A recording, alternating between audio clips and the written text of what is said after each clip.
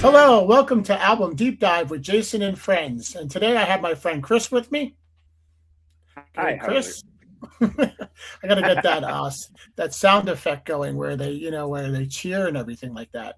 Yes.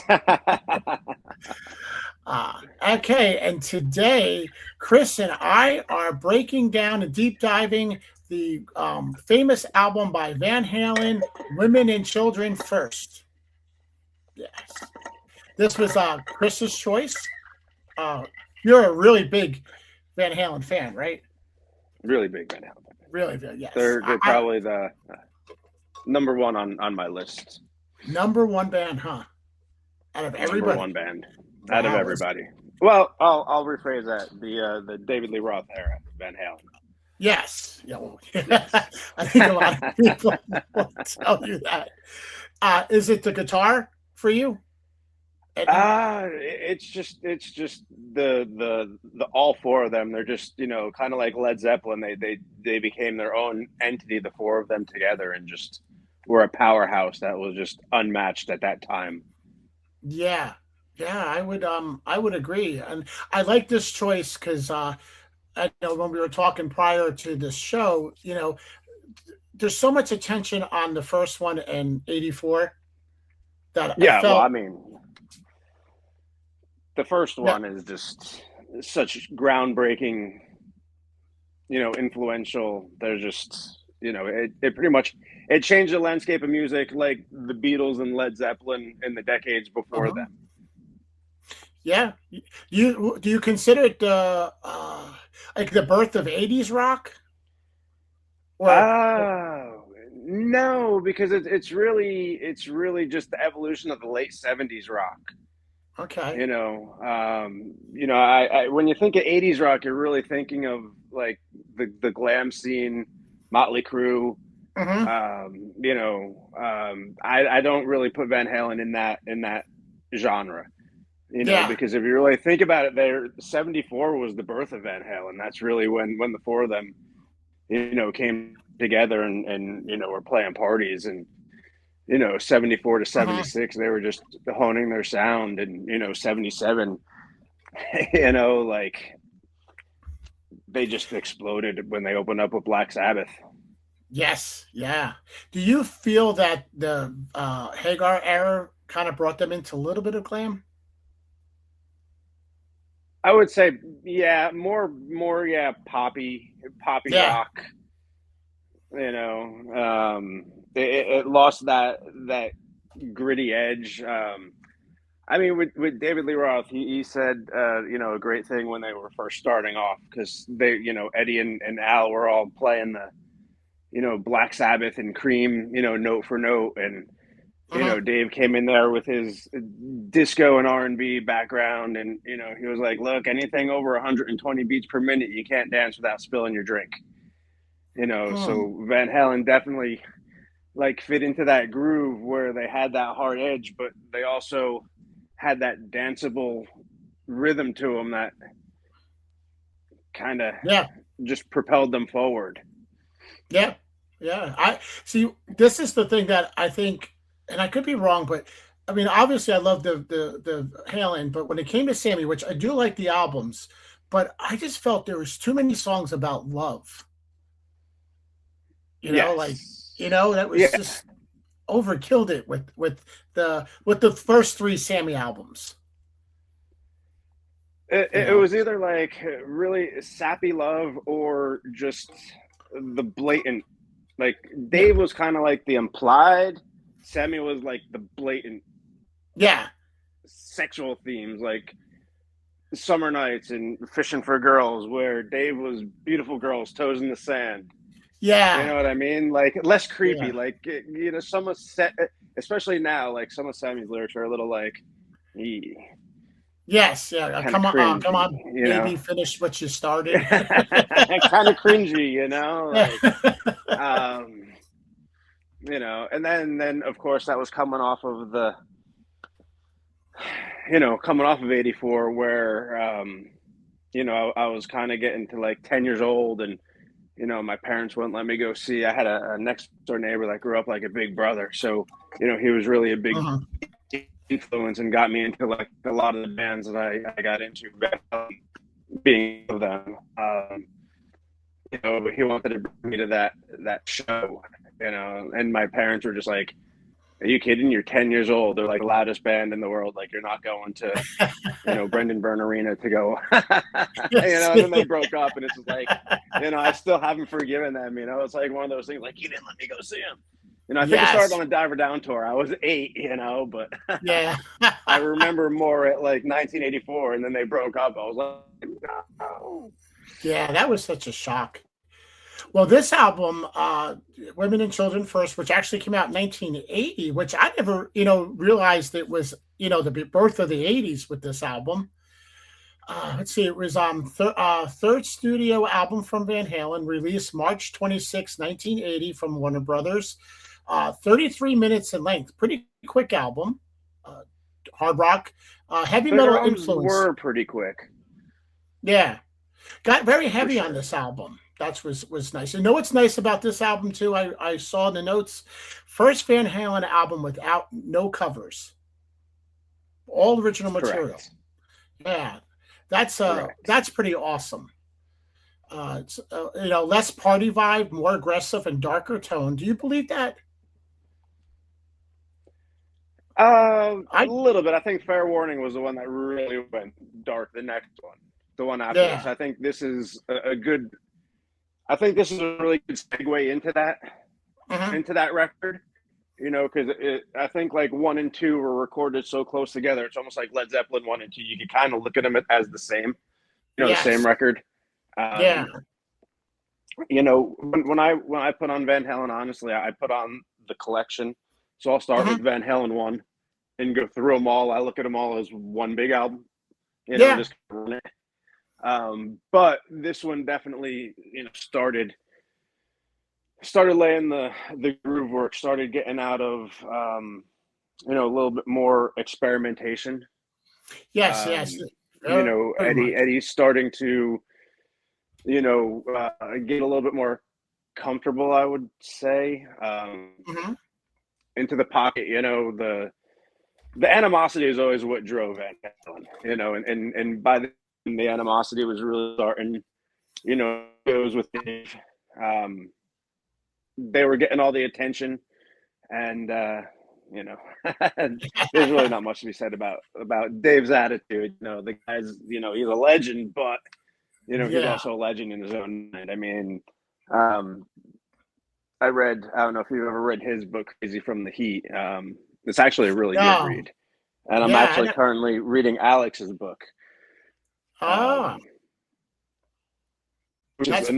another good read. And it pulls, you know, he pulls a lot from Dave's, you know, a lot from Noel Monk's book about Hmm. Van Halen, especially the early days. But Nice. yeah, Dave was, you know, the tensions were starting to, you know, get a little bit more to the forefront at the, you know, at the Hmm. beginning of the recordings and as it went on, you know, especially with the photo shoot that they did with Helmut Newton over at Dave's dad's um, Pasadena house. Hmm. The rest of the guys showed up and Dave was chained to a fence. Uh, you know, and that was supposed to be the album cover. And they're like, "Yo, I'm out. Yes. No, that's not flying."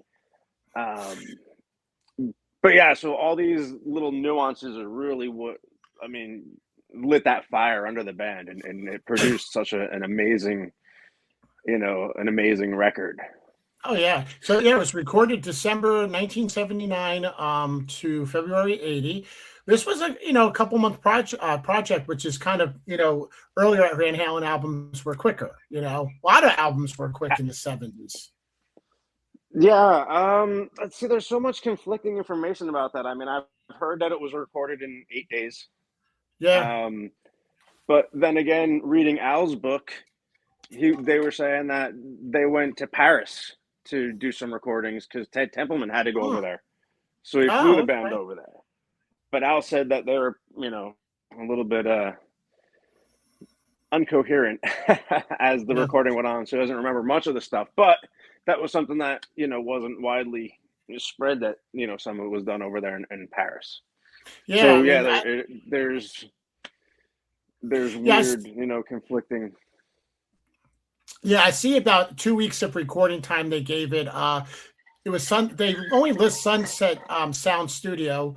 Uh, Ted Templeman back to engineer. I mean, produce. I'm sorry, produce. Yeah, Don Landy was engineer. Yep, engineer. Estimating budget about 100 to 150,000 for the recording, which isn't, it's normal for that time era. Uh, Sound Unless you production were definitely. Fleetwood Mac, Yes. then Oh, going for the 2 million, a couple of those other bands. But I mean, yep. Eddie was on record saying that they didn't like doing more than 3 takes of a song. Mm-hmm. They felt that if you didn't nail it within 3 takes, you were kind of forcing it, which Yeah. and they also wanted everything live. That most of that was recorded live. Yeah. Although on this album, they did more overdubs than the previous two. Mm-hmm. So this is where they started doing a little bit more, studio overdubs and effects. Yeah. Yeah. Yeah. Less harmonies, more overdubs, more layered guitar work. Uh, let's see, heavier tone than the other albums, which I definitely, some of that guitar was really heavy on this album. Yeah. Yeah. I mean, if I was gonna, I think I would have went with "Everybody Wants Some" before "And the Cradle Will Rock," just because it enters like a freight train. You know what I mean? Like I think Mm-hmm. that would have been the perfect opening for that album. Where Yeah. "And the Cradle Will Rock," you could kind of feel like it could be like "Beautiful Girls" on Van Halen 2. Yes. Like that one. It kind of fits into that Van Halen 2. Where if they Mm-hmm. would have opened with "Everybody Wants Some," where like Eddie's guitar comes in like that freight train, and it just Yeah. punch. Like but that would probably be the only change I would make to the track listing. Yeah, actually, I see some recording facts that a Wurzelitz piano was ran through a Marshall amp for "In the Cradle Will Rock." You ever hear Yeah, about the that? Wurlitzer. Yeah. I have. They bought that on the Van Halen 2 outside of Detroit. Uh-huh. And he ran it through his manager and then through the Marshall Super Lead, which is Uh-huh. with that sound, which was actually his first, his first dive into the keyboard, so to speak. Mm. And then Everybody. This Could Be Magic had some real rain recorded from the studio, outside the studio, which is cool. Yes. Yeah, they opened up the doors. That was another one of the and I think that was the one that Nicolette Larson sang on as well, I believe. Mm-hmm. Yeah, I love her. I think she did the backup rendition. lyrics on that. Yeah, her song, her Neil Young song, "A Lot of Love" cover was really good. Nicolette Larson that sang that. Also noted that And some a of little these. known fact is. Mhm. Oh, I was going to say a little known fact is that Eddie actually played on one of her songs as well back in Oh 70. wow! It was either 79 or 80, around that same time. But he did some guitar work on her record Oh, for one that's of the songs. cool. Everybody thought that his work on "Beat It" was the first time he worked outside the band, but that was not true. It says some of the songs were written as early as 1974 demos, which is cool. "Take Your Whiskey Home" was an original, but Van Halen is, they're notorious for, recycling songs. "Mean Streets" off of "Fair Warning" was Voodoo Queen. If you listen to the very end of "Jump," you'll hear the beginning riff of "Top of the World." Yep. Yeah. That whole album with Wolfie, most of that was old. all from like demos I have from 75, 76. Yeah. So they were always known for bringing out old Yep. stuff. "House of Pain" on 84 was on Gene Simmons demos. Yeah. Yeah. That's cool. I like when bands sometimes go back to the well. Right. Let's see. So the band: David Lee Roth, Eddie Van Halen, Michael Anthony, Alex Van Halen. I think these are, this is one of the bands that like Motley Crue. Like everybody knew who Motley Crue was. Everybody knows who was in Van Halen. There's so many rock bands out there where they know the singer and the guitar player, and they couldn't tell you who else was in the band. Right, But, or the drummer. or Who the drummer was of a band, and right. But all these members in this band, and like you said, Nicolette Larson was on Could This Be Magic, which is really cool. Singles, we had the Cradle Will Rock, April 8, 1980, became a live staple. And that was really pretty much it for the singles.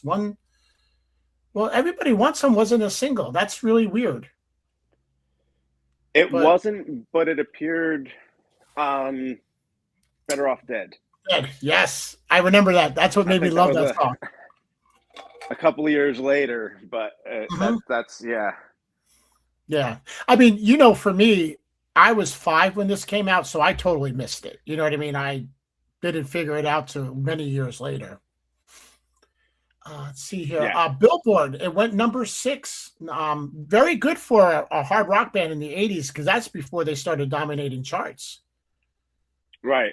And it went pretty quick too. It was a pretty quick jump from what I remember. Uh-huh. What I like here, the Netherlands, that went number 3 for their Hometown Boys. Yeah. That's pretty cool. They had great success, UK 15, Sweden 19, Norway 23, New Zealand 15, Japan 25. Okay, they weren't big in Japan. Germany number 19, Canada 12. That's pretty good. Year end 1980, it was the US number 51 album. So that's pretty cool. Cracked the top 100 of the year. I like that. And I think I want to say Rolling Stones has it as number 30 in one of the best hard rock albums ever. I think I saw that stat somewhere, or the top 500 hard rock albums. Uh-huh. Wow. Yeah, I mean, let's see. It sold 3 million copies in the U.S. I mean, the one thing I always argue about on this show is that the certification boards don't update like they should, and I would imagine this sold well more than 3 million copies by now. Oh, by now, I'm sure. Yeah, I hate. They really need to update that stuff. Let's see here, and additional an album with top hits without any major radio hits. Wow, that's pretty awesome. That shows you how singles don't necessarily have to drive an album to sell. You just need to be a good band. Well, back then, I mean, you're talking about when live music kind of dominated, and you could still go see a band for $750. Yes. Different different metrics, different time. I mean, I would say that was the apex of music. I would say 80s into the 90s. I'd say for me anyway, like a lot of music ended in 94. Like the death of Kurt kind of like that kind of shifted the scene into another direction. You had the death of Bonham moved into the late 70s, because Zeppelin dominated, and then that kind of opened up the door for everybody else in the late 70s to kind of come through. Yeah. And then had your glam takeover, and then Alice in Chains, and then post Kurt, and then everything. Yeah. What really cracks me up is that they'll give like rock or the 80s really bad vibes in the public, but if you really think about it, grunge and alternative really was only from like 90 to like 96, because then you got like the new metal came in. Mm-hmm. And so like they actually last, like rock and like hair bands lasted a good decade, or more. It's, you got to give them more credit, I feel. I've been doing a deeper um, 80s dive lately. Hmm. You know, with the exception of Van Halen. Pyromania is probably like one of my favorite Hmm. all-time 80s records, and I probably listen to that 3 or 4 times a week right now. And I've been re-examining like the Cinderella Night songs, and some of Oh the yes, Tesla stuff, and yeah. just kind of just getting into stuff you kind of put on the shelf in the 90s when this other stuff came out, and you're just kind of like, all Hmm. right, I'm gonna write this off, Yes. and I have listened to Night Songs a lot this year. It's such a good album. it Great really is. album. And I really didn't like Cinderella back Yeah. then. That wasn't one of the the hair bands I liked. I mean, I like Hmm.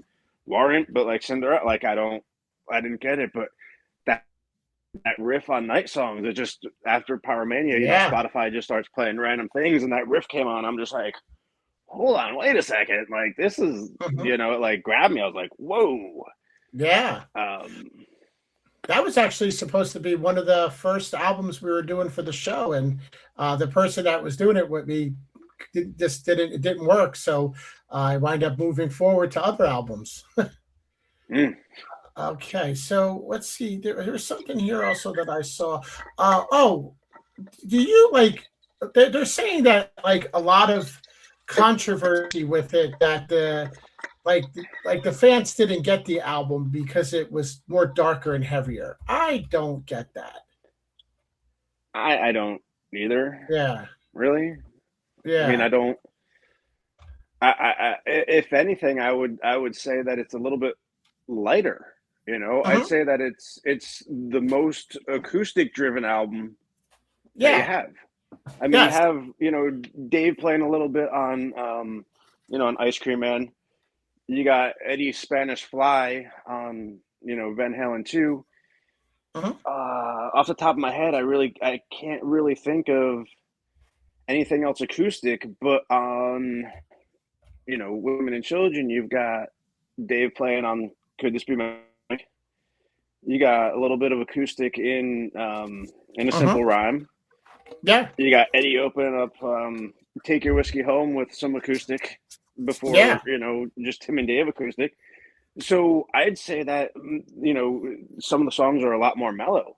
I mean, Yeah. you got like Romeo's Delight and Lost Control, which are, pretty heavy riffy songs, but Hmm. I mean, so is like Out of Love Again on, Van Halen 2. Um, Yeah. so I would say that this album is definitely less octane than Van Halen 1, Yeah. because Van Halen 1 was pretty much all punch, you know. Hmm.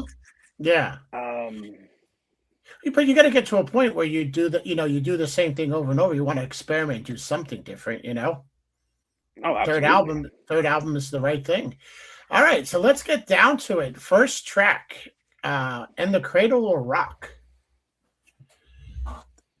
For me, this is a great song. I really like the has like it's heavy, but it has a slow pace, which I like about it.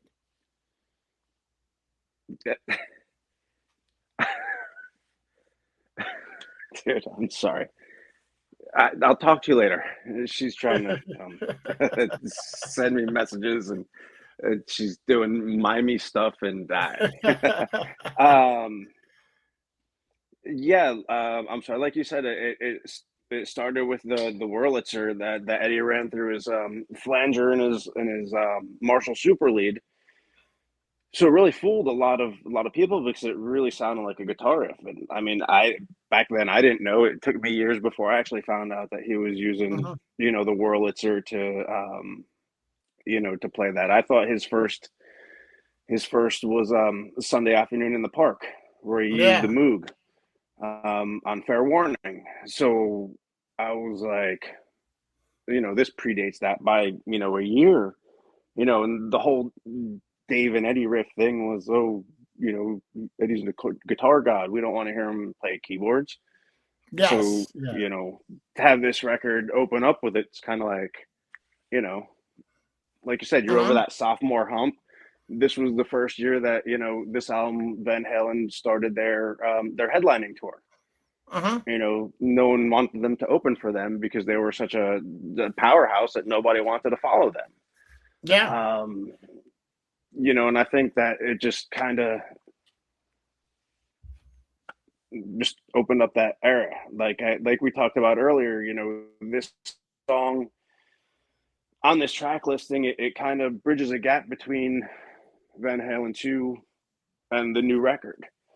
Yeah. Because I think this song could have easily have been on, and I believe that Eddie and Alex started working on the riff on the Van Halen 2 tour. Oh, cool. That he had picked up the Wurlitzer at a pawn shop in Detroit, I believe, or a music shop in Detroit while they were on tour. Uh-huh.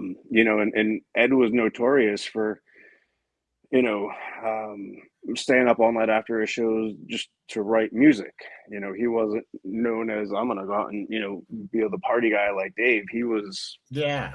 in his room with a tape recorder, writing stuff, playing. And that's how this song evolved into what it became. Mm-hmm. And then we got track 2, Everybody Wants Some. I think a major classic Van Halen song. Oh, party song to the max. Mm-hmm. Such a fun song. It I is. My 11-year-old walks around singing it sometimes. Oh yeah. Mm-hmm. Yeah. Does is it really? I mean, we can say. I would say I think I have an idea what everybody wants, but has it ever been officially been said what everybody wants on what it is? Not that I'm aware of. If you watch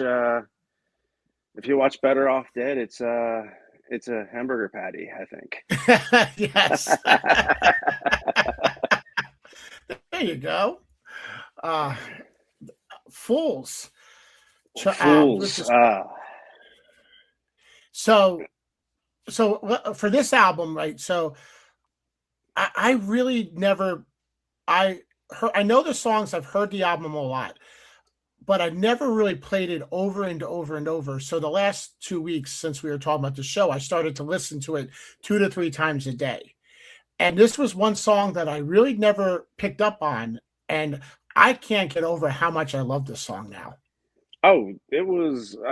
It's one of my favorites on the album, or one of my first favorites. As a Uh-huh. kid, and then I really think that if you pay attention to some of the lyrics, I really think it's about their life on the road. Uh-huh. You know what I mean? Like just.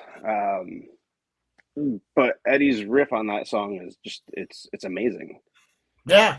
Yeah, I was digging this one. I think if you were going to take away the, 2 famous songs off of it, this was definitely one of the highlights for me on the album. Yes, for sure. All right. And then we got Romeo's Delight. I'd say probably one of the heaviest tunes on the album, Mm-hmm. and it became a tour favorite for sure. That was a staple on their set list for a long time. I think up until 1984 tour, Really? they kept this song around because it was just that hard hitting. I'm taking whiskey to the party tonight, and I'm looking for somebody to squeeze. Like that's just, I mean, that's Dave. Yes. Yeah.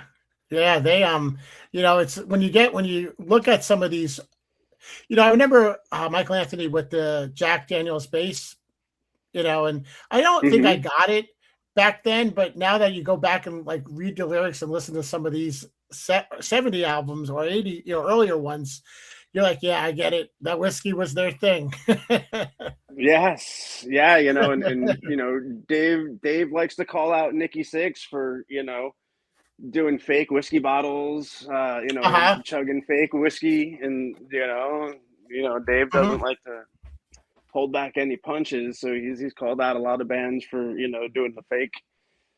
But yeah, I mean there's definitely a lot of hints of to the whiskey in this record. Yes. Uh, did I get that? Oh, Tora Tora. Instrumental. Very quick, only a minute.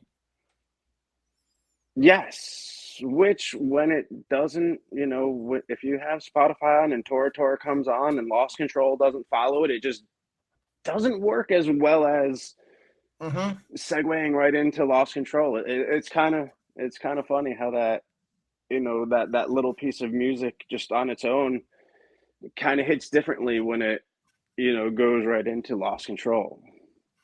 Yeah, yeah, and Lost Control is obviously next, and I like this fun, aggressive You but know, fun. it's very aggressive. It's kind of funny. I wasn't the biggest fan of this song for the longest time. Oh, really? Yeah, for whatever reason, it just wasn't my favorite. And then I saw uh, Mr. Bungle do a cover of it Oh, Mike with Scott Patton. Ian on guitar. Oh, nice. Yeah, and Scott Ian joined the band. I highly recommend anyone out there to look it up. It just I was just like, wow, and Wow. Scott Ian is a big Van Halen fan, and he really did the song justice playing it. And I mean, Mike Patton is Yes. phenomenal, um, The in singer. Yeah. just about every band that he's ever played in or created. Yeah, I like So Mike. yeah, it's definitely but like just seeing them cover it, it just gave me a new respect for the song, and Mm, you got to remember, like, I started listening to Van Halen at like, 7 years old or something like that. The like mhm. first I remember like Joan Jett, I Love Rock and Roll, and then it was boom, like Van Halen. You know what I Yeah. mean? Like it was just like jumping into Mhm. um so over the years, like rediscovering Van Halen, as an adult as to when I was a kid, and re-listening to it after not listening to it for a long time. Some of the songs kind of you pick up different, and songs you didn't really like as a kid, you're like, oh, that song is like awesome now. Mhm. Like Top Jimmy on Yeah. 1984. I was kind of always like, I can skip that, and then within the last 10 years, like listen to it through headphones, and then just like Mhm. really honing in on Eddie playing the rhythm, because everybody's like, oh, Eddie's such a blah, blah, blah, and, his solos. But if you listen to his pocket, and the Mhm. rhythms that he plays, Uh-huh. you can really pick up more of, like the nuances of his guitar playing and really see. So, like, Top Jimmy is a great example of that, where like he's soloing going nuts, but you're listening to, the rhythm that he's playing behind that and the groove in that, and you're Mhm. just like, oh my God, that was amazing. It's funny you were talking about how at the age you were listening to this, and I started thinking, not not the listeners are going to know this, but I've known your wife since since the day I was born, I guess. And I get, yeah. I, I think about when we were this age, when I was that age, 5 years old, we were listening to like Mickey, Tony Basil Mickey and Dolly 9 to 5. And you're out there jamming to Van Halen. Well, like I said, I had a next door neighbor that was 8 years older than me, Uh-huh. so I mean, I got in trouble for singing songs off of Shout the Devil. I was running around singing Bastard, and call, not knowing it, Yeah. like, Yeah. or, um, Hmm. my mom would, you can't listen to Twisted Sister. They're devil worshippers. Yes. Yeah. So, See, and it like so you fast forward like probably 4 years later, I had stepbrothers that by the time I was 8, 7, they were getting me into Iron Maiden, Twisted Sister, Metallica, mhm. But 80, I was definitely, jamming out to some of those radio hits. Okay, so Lost Control. So what we got next is Take Home Your Whiskey, another whiskey Take your song, which whiskey home. I love this song. Oh, this song I is it's my favorite on the record. Oh, um, cool. for sure. You know, it's just such a good bluesy. You know, just him and Hmm. Dave like starting it off before the band kicks in, where he's just playing that loose groove acoustically. You Hmm. know, and Dave's almost just like busking. You know, it just hits great. Yeah, it's some like the beginning of the song makes you wonder. Like, I hope that Dave and Eddie had some fun at some times with each other. When they were doing this, because it does sound like that they were enjoying themselves at least. You know, they did. I mean, just reading their books, you Hmm. know, they really even afterwards, like when they were supposed to, the band was supposed to be broken up and they hate each other. You know, they've had, one of their parents pass or got sick or so. You know, they'd call each other up on the phone. So it was always, it was Hmm. always there. And I think a lot of it was, that rock and roll hoopla. You got to, put this show on there just to, Hmm.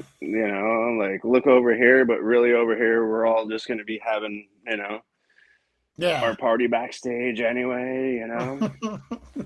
Yeah. But Yeah. yeah, this song was definitely like, and I think it kind of showed, Dave's state of mind at the time, because they weren't rich, but they were starting to get rich.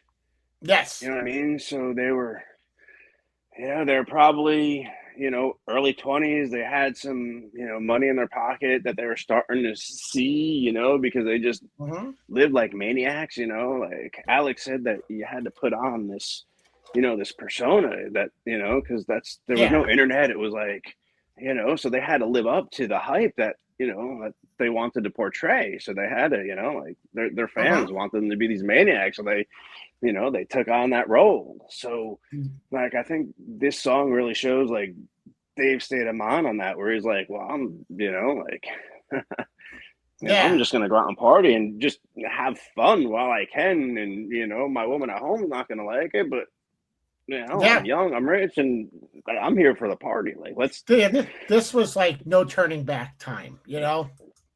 right. Could this be magic? And this is what Nicolette Larson. I like the song. Oh, I love this song. This was actually this was the first song that I've heard off this record. When I was a Okay. kid.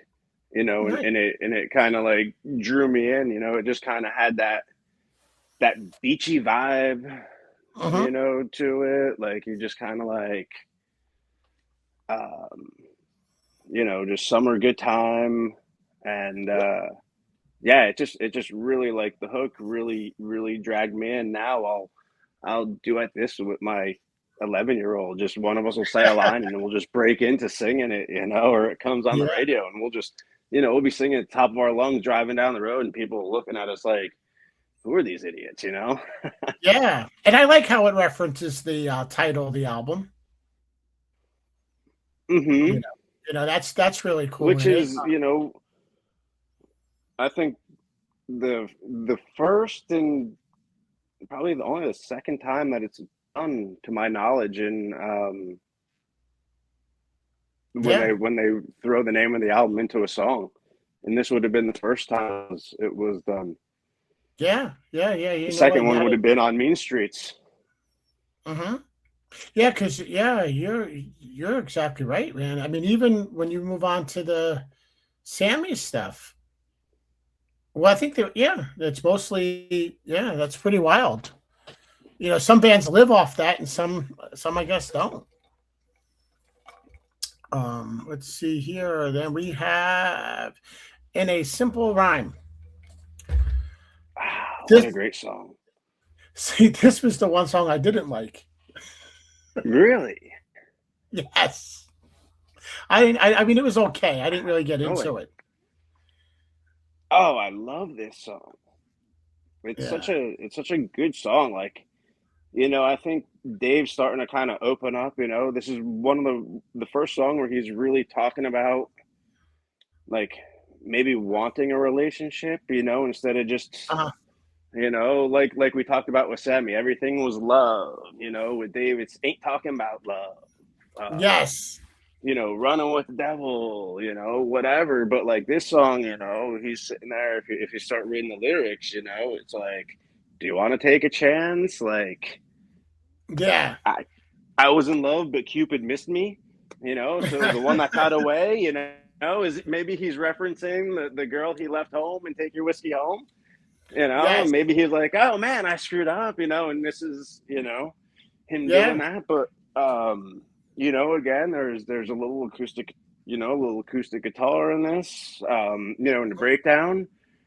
I think that, this song definitely segues into what's to come with Fair Warning. Yeah. Um, I think this song definitely is the perfect ending, even though it didn't go as planned with their little segment of the instrumental growth that they put on the end. Uh-huh. I don't know if you've ever heard the longer version of that. No. Um, there's a couple minute version floating around the internet of Uh-huh. that song. I want to say, like we spoke about before we started recording, or maybe it was when we were recording, but that, Eddie liked to revisit, so sometimes a little lick that he used in a song turned into something else later on down the road. It could have been 2 years, it could have been, 20 years with Ed. You know what I mean? You just never knew when he was going to pull something out like that. Oh I want yeah. to say that it had another little snippet of a song, but what a lot of people don't know was that the band wanted to open up Fair Warning with the continuation of that. Mm. So it really segued into each other, um, which I found out reading Alex's book. That wasn't something that I knew before. Okay. Um, that they wanted to, put that there for Fair Warning. And they Hmm. just went a different direction, I guess, when Eddie came up with Mean Streets. I mean, I don't know how you not open Fair Warning with Mean Streets. Yeah. That's a good song too. So the tour for this was in 1980. Ran through North America. Let's see. Uh, Renish tour, that's which was awesome for them, playing like the civic centers, sports arenas, large concert halls, festival Mm-hmm. stages. Wow, was this when they did the US Festival in 80, or was that 80? That's 83. 80 US Festival. No, the 83 was, yeah, the US Fest, yeah, that was Yeah, 83. They did yeah. another festival. I forget with this one. But yeah, this was the year that they started headlining. This was Yep. the year that, you know, um, according to things I've read from, Noel Monk and Alex Van Halen, like, they were never a band that asked how much something cost. They were always Mhm. into pyrotechnics. Even when they were playing backyard parties, Michael Anthony used to shoot off pyrotechnics with his feet. So now that they were touring, this is what started that life of 20 semi trucks, and I think Mhm. Dave hiring the little people as their security. Like, this is really when Van Halen really just grew into the nonstop force that they became for the rest of the late 80s. Like, I think Yeah. this is really the tour that the debauchery, just growing into the powerhouse and getting down their stage shows, since they were the headlining act, Yeah. and they didn't have to, get the, because they probably got a lot of heat from the bands before them that they, opened Mhm. for, that were just like, shit, I don't want to go on after this, because, how do you follow Mhm. that? Yeah. Like, that you just don't, it's like career suicide. So, this is where the brown M&M rider came into play. The Mhm. famous, if they Yeah. found the brown M&Ms in their candy bowl, they'd trash the dressing room and wouldn't play, because if the promoter didn't follow that, like I said, they brought so many different tons of equipment. And I don't know exactly where, but they did have a stage collapse on this tour because the stage couldn't hold the weight of their production. Hmm. Luckily nobody got hurt. So but yeah, that just kicked off that whole freight train. Yeah. You And know, you're right, because the stage setup was the wall of the Marshall amps, which was a new thing for them to have that space to do the wall of Marshall amps. The yeah, other thing, I think. go ahead. Oh, I'll let Oh you finish first. no, go ahead. Oh, Guests I first. was gonna say I think that tour that Alex started beating the gong that was set on fire Uh-huh. um, at the end of the Also, night. Like I think that was that tour that he started that. it had an elevated drum riser too, which again, people give Tommy Lee all this credit for having the elevation stuff, and here he was, way before Motley Crue doing it. Yes, You know. this is true. He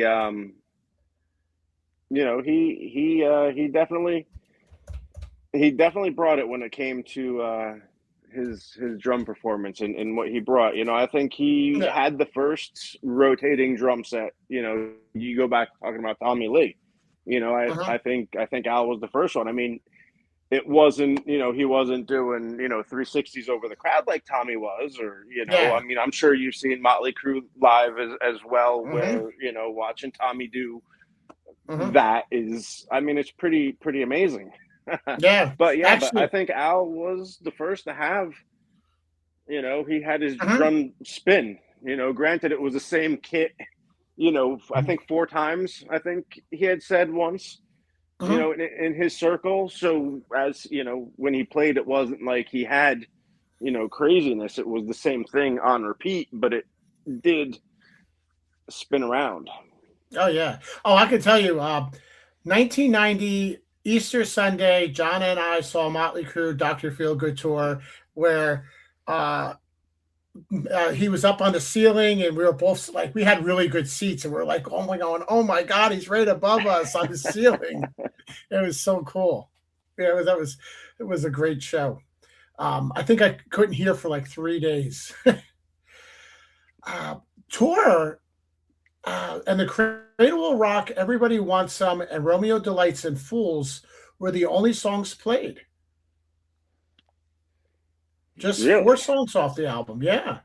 That's pretty wild, that's your, when you get into your third album, you're lucky to get 4 or 5 songs played. Less of it's, something really huge, Right. Yeah. but um they didn't it, take any of this over with them when they did when they toured with Sammy, huh? None of these songs. No, nothing off of this. They really only did with Sammy, uh whew, Van Halen 1 Uh-huh. and Jump in Panama, I think, are the only Yeah. Dave songs that they played. Fans really, and I mean, unfortunately, I wasn't listening to them at that point when Gary joined the band. Yeah.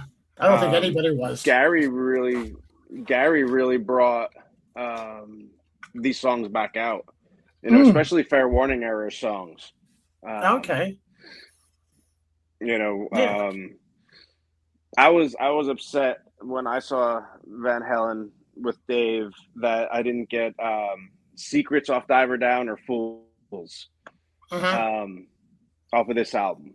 I did get In a Simple Rhyme and Drop Dead Legs though, so I was pretty happy with Yes. that. Yeah. So what tours did you see of Van Halen? I saw 1991, Uh-huh. um, Van Halen and Alice in Chains. Nice. That was the first time I saw Alice in Chains. Um, I had tickets to 2007 Van Halen Uh-huh. and Eddie. either went to rehab or had surgery on his hip. So Mhm. they rescheduled the show. And the night that they did that concert, I was moving to South Carolina. Oh, So they wow. were playing, I think they were playing the Meadowlands, and I was staying at Jonna's house, leaving at 4 in the morning with my dad to come to South Carolina. So my best friend I was going with, he got the extra ticket, and I was, like, Yeah. oh God, that hurts. So in 2015, when they came around, I couldn't get anybody that wanted to go with me. Oh, So man. I drove to Charlotte alone, Uh-huh. and I bought like fifth or sixth row tickets any side of the stage. Like I got the best Wow. tickets that I could get. Just to stand there, like, oh my God, there's Eddie Van Halen. Mhm. And just be starstruck, almost like, wow, like finally Yeah. when I saw him in '91, it was in the Meadowlands, and I was in the upper bowl, and he was like a little speck on the stage, you know what I mean? Like, it wasn't the Yeah. same as being right there watching his fingers move, you know what I mean, and not having to look at the TV screen to see it. And you didn't have Dave either, in 91. In 2015. Oh, no, Yeah. no. That was really. I mean, yeah. I was listening to Van Halen. But it wasn't the same. You know what I mean? It was like, I was watching the '90s or the '80s without Gretzky. Like, it's there, but it's not the same. Um, so yeah, and I do, kind of feel a certain way, like not seeing him with, the four original members. You know what I Mhm. mean? Like, yeah, I saw Mikey play, but I saw Mikey play with Sammy. I didn't see, you know, Yeah. yeah, I saw Wolfie play with them, but it wasn't, you know what I mean? So yeah, it's still kind of like I wish that last tour would have came together. Where you Yes. got all four. Yes, so I got to see, I think it was 2007, when they did the reunion tour with Wolfie, and that was the one and only time I saw Van Halen. Mm, You hey, at know, least you got to see him. yeah, I know I enjoyed it, because I was more of a fan of the Sammy. I'm sorry, the Dave era. I enjoyed it so much. And but I also got to saw, and I'm not sure if you did, but I saw that Sammy and David Lee Roth tour. Oh, I did not get to see that. Yeah, yeah, that was It was something that I awesome. wanted to. Hmm. I think that would have been a fun time to see it. I don't know why I didn't hear about it until after the fact, but yeah, that would have been a fun. Yeah, I mean, I see Dave for what he is. You know what I mean? Like Yeah. right now, Dave's going out there having fun. You know what I mean? Uh-huh. He earned his pedigree. He's Yeah. let him have his senior moment out there, just going out there. But I do think he should change his style. I think, crooning some, Van Halen songs or slowing the stuff down and, Yeah. maybe doing like a Frank Sinatra vibe to it. Uh-huh. He's got an acoustic version of Mean Streets out there that's a little bit slower, stripped down. That I think he could be doing better things with his voice now. But it's Yeah. still he's still out there having fun. He's still he's still responsible for some of the best period music. And if you look at Van Halen's catalog, the Dave era, man, that was like 10, 11 years of perfection. You look at the Beatles, that was 8 years. You look at Zeppelin, that was 8 or 9 years. You look at Van Halen, it was Mhm. that 10, 11 years. You know what I mean? Like, so much magic. Like, Yeah. you don't have that nowadays in bands. You know what I mean? That just put those few years together where you just produce magic. Yeah, I tell you, for the Sammy and Dave tour, my biggest gripe was, and I was probably the only person that felt this way, was all he played all Van Halen, and I wanted some Dave. David Lee Roth. Yeah, I wanted David Lee Roth solo on that. I wanted to hear Yankee Rose and songs from Yeah. Skyscraper. And he was just like he might have played Yankee Rose, but he just stuck to all Van Halen songs. And I was like, oh man, I wanted some Dave stuff too. Yeah. I mean, some of Dave's solo stuff is great. And I really wish he'd re-release it if you could ever listen to. I don't know if you have, but he did an album with John Five, the David No, Lee I Roth don't have band. it. Yeah, I want to hear that. I heard This well, he did that. He did that like right after he was supposed to rejoin Van Halen, and mhm, I think Mitch Martin or Mitch whatever, what I forget the guy's name, but came in and did a song or whatever, and it just mhm. didn't come to be. Like, I really look at that album with John Five as like what could have been. Like if you look at 5150 and Yankee Rose, you Yeah, just kind of think about what would be. Because like three or four of those songs were written pre-Sammy. Like yeah, Get Up and a couple of other ones with like Dave on them. And then you listen to Yankee Rose and you listen to some of the stuff that he has on the album, and you just think like, what could their follow up of 1984 could have been? You know what I yes. mean? Like if they would have just stayed together, they could have just done something amazing. Absolutely. Yeah, actually, I have heard the John 5 one, but John 5 has said that there's another album that he did another one with him, but it never was released, and that's what I want to hear. And he says Oh, there's I some didn't really I good didn't hear songs. that. Yeah, there's some like I I didn't saw hear an that. interview with that. And I heard that from an interview of his, and he was like talking about he has them on his phone, and there's some really good songs. Matter of fact, they released one of them just recently when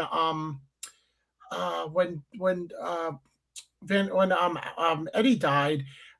One of the songs that was on the John 5 album that was unreleased was released, and I think it might have been the one slow, like the acoustic song about back in the day type of thing. Oh yeah, like them coming up, like Yeah, the Sunset Strip song. Okay. yeah. I think that Yeah, was one of no, the songs. John Five is just a yeah, he's a deep dive within himself. Just watching Hmm. that guy, like I don't get into a lot of the music that he plays, but his musicianship, his guitar playing, Yeah. his passion for the guitar and music is just that's Mhm. a deep dive within itself. Like Mhm. he's a very Yeah. very talented individual, Yeah. So I think we kind of said it earlier in the show, but this would be your favorite Van Halen album. without a doubt, Yep. For me, I'm going to place it. 100%. I got to place it. Oh my God, I'm sorry to do it, but I got to place it like number 4. I love the first one. I love 84. I'm actually a really big fan of Diver Down. I love Diver Down. Yeah, and I, I, I I would I love Diver Down. I would actually say Diver Down is probably my second favorite album, but I give this one, I would say 84 Diver Down, the first one, and then this one for me. Okay.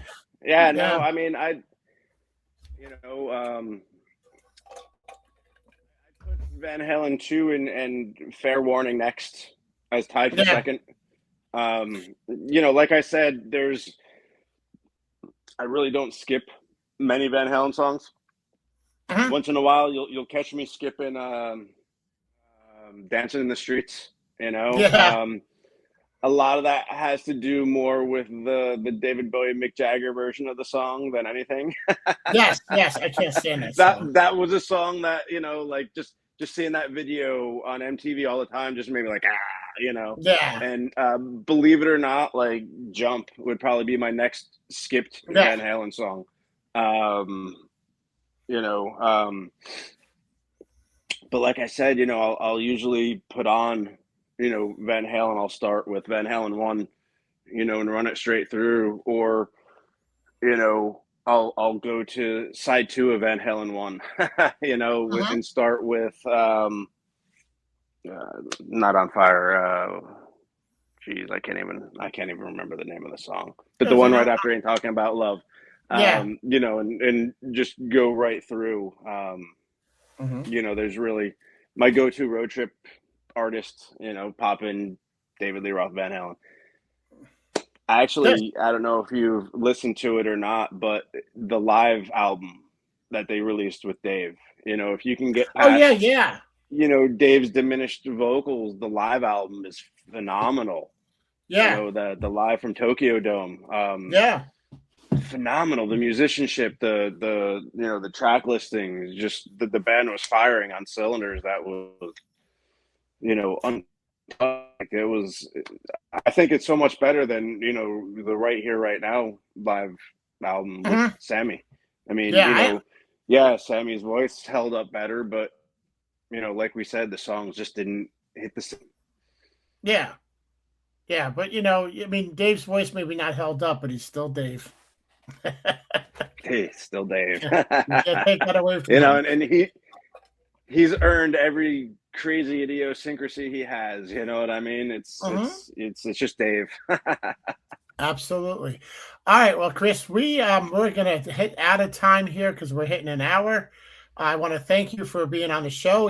Thank you for your knowledge with Van Halen. And this album is incredible.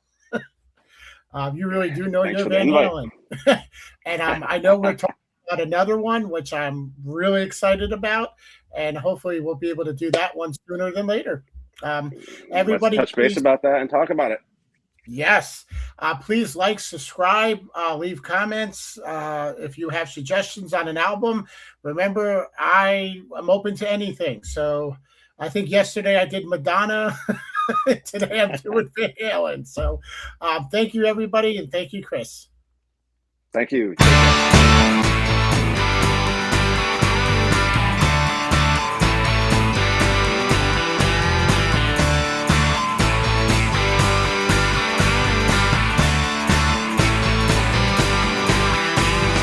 There's a girl you'll fall in love with sooner or later, and there is not